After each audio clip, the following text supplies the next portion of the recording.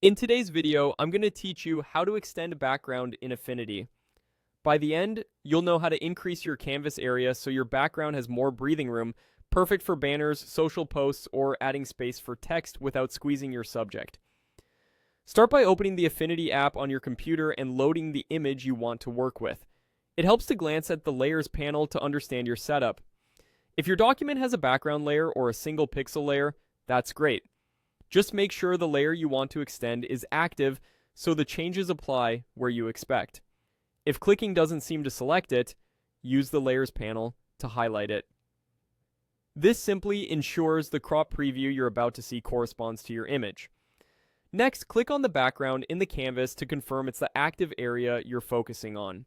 You might notice a subtle selection outline or just the layer highlighting in the panel.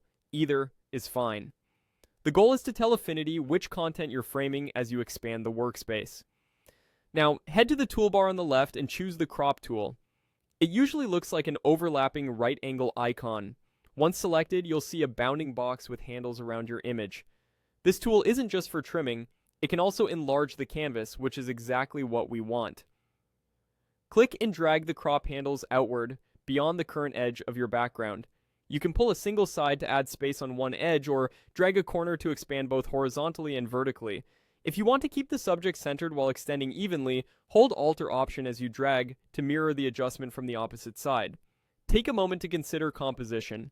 Leave enough room for headlines, logos, or breathing space so the final layout feels balanced. Don't worry about changing image quality here. You're extending the canvas, not scaling the picture, so your original pixels remain untouched. When the new boundaries look right, press Enter to apply the crop. Affinity will add the extra area around your background. Depending on your document settings, that added space may show as a solid background color or as transparency indicated by a checkerboard pattern. Either result means the canvas has been successfully extended and is ready for whatever you plan to place there. If something doesn't look right, simply undo and try a different crop size. Once satisfied, continue with your design and save your work so the new background space is preserved for your next steps.